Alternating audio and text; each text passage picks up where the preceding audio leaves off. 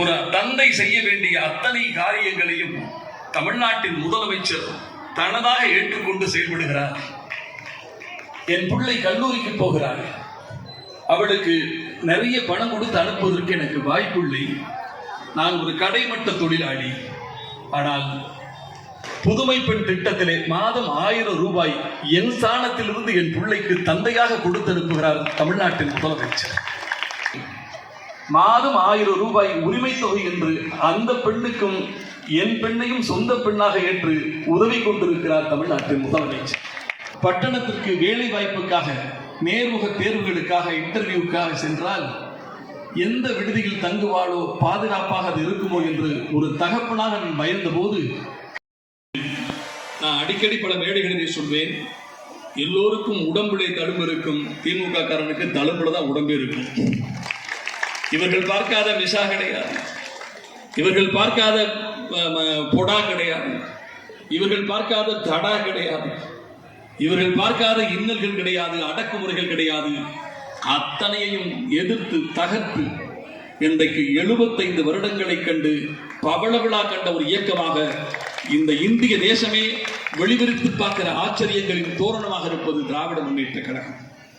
என் அன்பு சகோதரிகளே, சகோதரிகள், எப்பொழுதுமே கதை சொல்லி என்று ஒரு கான்செப்ட் உண்டு.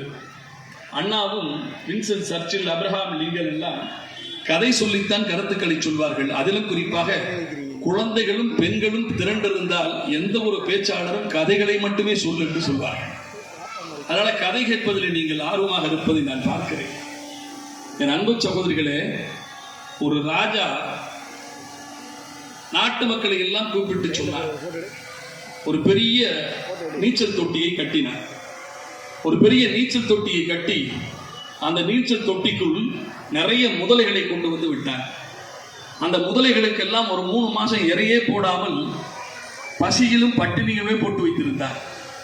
போட்டு வைத்து விட்டு நாட்டு மக்களை கூப்பிட்டு அந்த ராஜா சொன்னார், இந்த குளத்தில், நீச்சல் குளத்தில் 1000 முதலைகளை விட்டிருக்கிறேன். 1000 முதலைகளும் 6 மாசம் சாப்பிடாம கிடக்கு. இந்த குளத்தில் எவன் ஒருவன் இங்கே குதித்து அந்த எல்லையில் மேலே ஏறி விடுகிறானோ அவனுக்கு என் பெண்ணை கட்டித் தருவேன் என்று ராஜா சொன்னார். 50 பேர் பார்த்தான், ஏண்டா இது வேலைக்கு ஆகுமா? 1000 முதலை உள்ள கிடக்கு, அது 6 மாசமா இரவோடாம பட்டினியில் கிடக்கு. இதுல ஒருத்தன் குதிச்சா என்ன ஆகும்? இதுல குதிச்சு தப்பிச்சா ராஜா பொண்ணை கட்டிக்கலாமா? இதெல்லாம் ஒரு அறிவிப்பா அப்படின்னு சொல்லிட்டு எல்லோரும் அச்சப்பட்டு விலகி போனார்கள். ஆனால் ஒரே ஒருவன் மட்டும் குதித்து விட்டார். குதித்து தண்ணீருக்குள்ளேயே உள்ளே சென்று எப்படியோ தப்பித்து கரையில ஏறினான். ஏறினவுடன் கூடி இருந்த கூட்டம் எல்லாம் ஓடி வந்து, எப்படிடா இவ்வளவு பெரிய சாதனையை செஞ்ச? இத்தனை பேருக்கும் இல்லாத துணிச்சல் உனக்கு மட்டும் எப்படி வந்தது என்று கேட்டார்கள். உடனே அதுல ஒருத்தன் சொன்னா, ராஜா பொண்ணை கட்டிக்கிறதுக்கு உனக்கு மிகப்பெரும் பாக்கியம் கிடைச்சிருக்கு. என்ன உனக்கு ஒரு 50 வயசு ஆயிப்போச்சு, ராஜாவுக்கு இளமையான மருமகன் கிடைக்கல என்றுதான். இன்னும் ஒவ்வொருவரும் ஒவ்வொரு கதை சொன்னார்கள். நீ பெரிய கொடுத்து வச்சவன், நீ பெரிய வீரன் என்று ஒவ்வொருவரும் புகழுகிற போது அவன் கேட்டான், ராஸ்கல் எவன்டா என்னை தள்ளி விட்டது கேட்டான். அவனை எவனோ தள்ளி விட்டுருக்காங்க. இப்படி தள்ளிவிடப்பட்ட ஒருவராகத்தான் இன்றைக்கு நடிகர் விஜயை நான் பார்க்கிறேன். என்ன பண்றன்னு தெரியல, எதை செய்யணும்னே தெரியல. ஓடி ஓடி போய் உள்ளே படுத்துக் கொள்கிறார் வீட்டிலே. 3 மாசத்துக்கு ஒரு முறை 3 நிமிஷம் வீடியோ விடுறாரு. எப்போது அரங்கத்திலே ஒரு கூட்டம் போட்டு அவரும் டான்ஸ் ஆடுறாரு. அட பாவிகளா, அரசியல் என்பது இதுவா? நினைத்து பாருங்கள். மக்களுக்காக தன்னை ஒப்படைத்துக் கொள்கிற தொண்டு ஊழியத்திற்கு செய்து மக்களிடம் நீ தலைவனாக வர வேண்டும் என்று சொன்னால் முத்துவேல் கருணாநிதி ஸ்டாலின் போல உழைக்க வேண்டும். அவர் விரல் நீட்டும் திசையில், விழிகாட்டும் திசையிலே உழைக்கக்கூடிய அண்ணன் சேகர்பாபு போல உழைக்க வேண்டும். இன்றைக்கு தமிழ்நாட்டு முதலமைச்சருக்கு நினைச்சு பாருங்க, எத்தனை திட்டங்கள். தாய் மாணவன் திட்டம், புதுமை பெண் திட்டம், நான் முதல்வன் திட்டம், மகளிர் உரிமை தொகை. உலகத்தில் பூங்காக்களில் எல்லாம் புல் வளர்ப்பார்கள், பூக்களை வளர்ப்பார்கள். ஆனால் பூங்காக்களில் கூட தமிழை வளர்க்கக்கூடிய ஒரு இயக்கம் திராவிட முன்னேற்ற கழகம் தான். செம்மொழி பூங்கா தோட்டு பாருங்க, செம்மொழி பூங்கா, தொல்காப்பிய பூங்கா, பூங்காக்களில் கூட தமிழ் வளர்க்கும் இயக்கம்.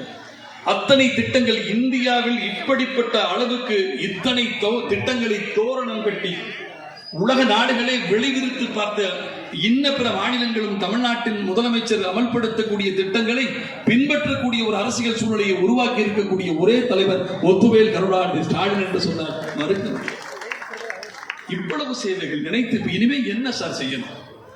என் அன்பு சகோதரர் அஜய் ரத்னம் சொன்னார், இன்றைக்கு இந்திய குடிமை பணிக்கு 56 பிள்ளைகள் IAS, IFS, IRS இதற்கு தேர்வு செய்யப்பட்டிருக்கிறார்கள். அவர்களுக்கு ஊக்கமாக இருந்து உழைத்து அவர்களுக்கு வாய்ப்பை உருவாக்கி கொடுத்திருக்கிறது முத்துவேல் கருணாநிதி ஸ்டாலின் அவருடைய உதவி கரம் என்று சொன்னார். கல்வி கிடைக்கப்பெற்றால், ஒருவனுக்கு கல்வி கிடைக்கப்பட்டால் அவன் எல்லாமும் பெற்றவனாகி விடுவான் என்று சொன்னார் தந்தை பெரியார். இன்றைக்கு கல்விக்கு உலகத்திலேயே எந்த அரசும் செய்யாத உதவிகளை இந்த அரசு செய்து கொண்டிருக்கிறது. அப்படிப்பட்ட இந்த அரசை எப்படியாவது வீழ்த்துவதற்கு வாய்ப்பு இருக்கிறதா என்று ஒரு அணிவகுத்தில் இருக்கிறது ஒரு கூட்டம்.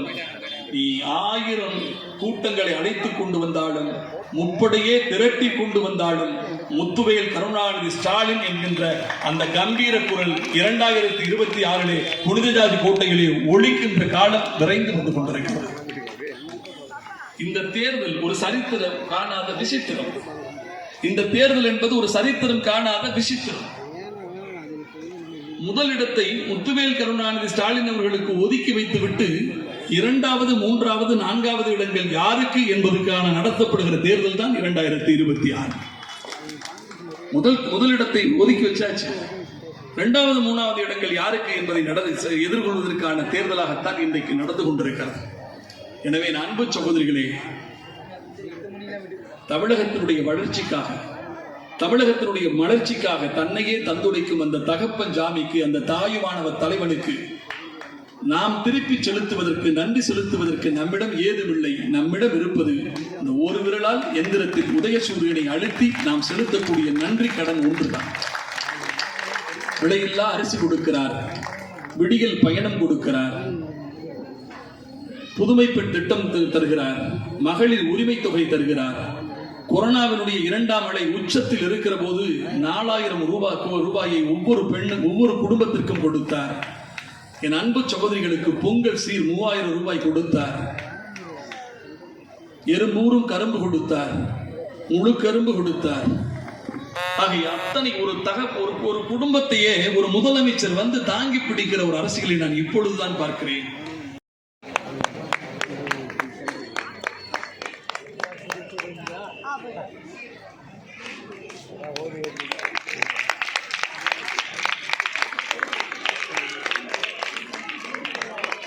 அனைவருக்கும் இனிய மாலை வணக்கம். இந்த சிறப்பான மக்கள் முதல்வரின் மனிதநேய திருவிழா மாபெரும் வாழ்த்தரங்கள் கூட்டத்தை சிறப்பாக நடத்த வாய்ப்பை அளித்த எங்கள் பாதுமிகு அண்ணன் அமைச்சர் சேகர்பாபு அவர்களுக்கும் மனமார்ந்த நன்றி தெரிவித்துக் கொள்கிறேன். மற்றும் இந்த நிகழ்வில் கலந்து கொண்டு சிறப்பாக இன்று வந்து நம்மை உற்சாகப்படுத்திய முக்கிய பேச்சாளர்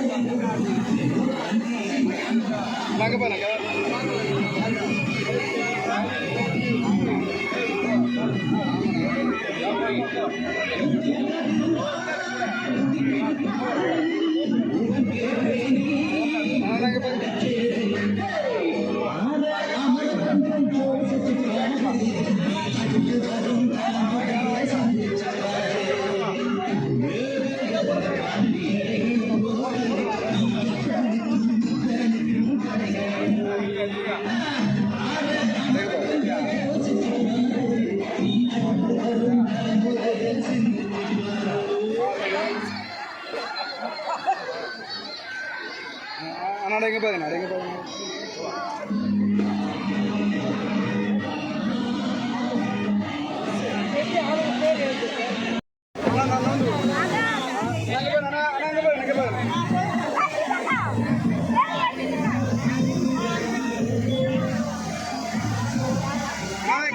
கேமரா பாருங்க எங்க பாருங்க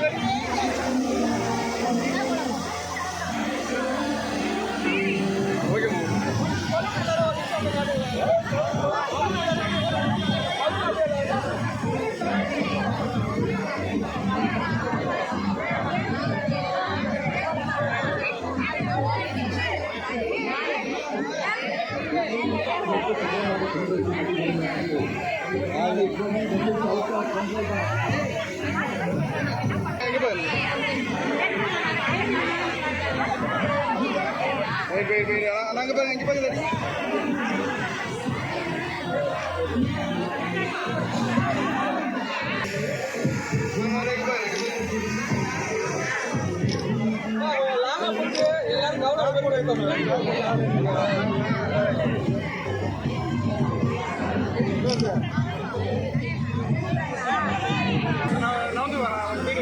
எல்லாரும் நீ கொஞ்சம் பின்னாடி வாங்க கொஞ்சம் போயிடு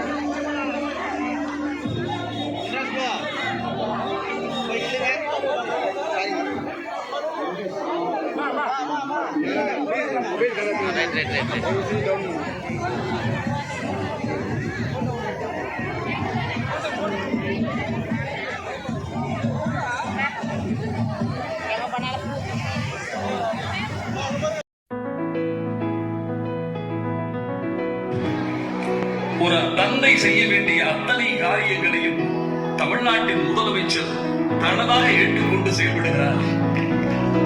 என் பிள்ளை கல்லூரிக்கு போகிறார், அவளுக்கு நிறைய பணம் கொடுத்து அனுப்புவதற்கு எனக்கு வாய்ப்பில்லை. நான் ஒரு கடைமட்ட தொழிலாளி. ஆனால் புதுமை பெண் திட்டத்திலே மாதம் 1000 ரூபாய் என் ஸ்தானத்திலிருந்து என் பிள்ளைக்கு தந்தையாக கொடுத்திருக்கிறார் தமிழ்நாட்டின் முதலமைச்சர். மாதம் 1000 ரூபாய் உரிமை தொகை என்று அந்த பெண்ணுக்கும் என் பெண்ணையும் சொந்த பெண்ணாக என்று உதவி கொண்டிருக்கிறார் தமிழ்நாட்டின் முதலமைச்சர். பட்டணத்திற்கு வேலை வாய்ப்புக்காக நேர்முக தேர்வுகளுக்காக இன்டர்வியூக்காக சென்றால் எந்த விடுதியில் தங்குவாரோ பாதுகாப்பாக இருக்குமோ என்று ஒரு தகப்பனாக பயந்த போது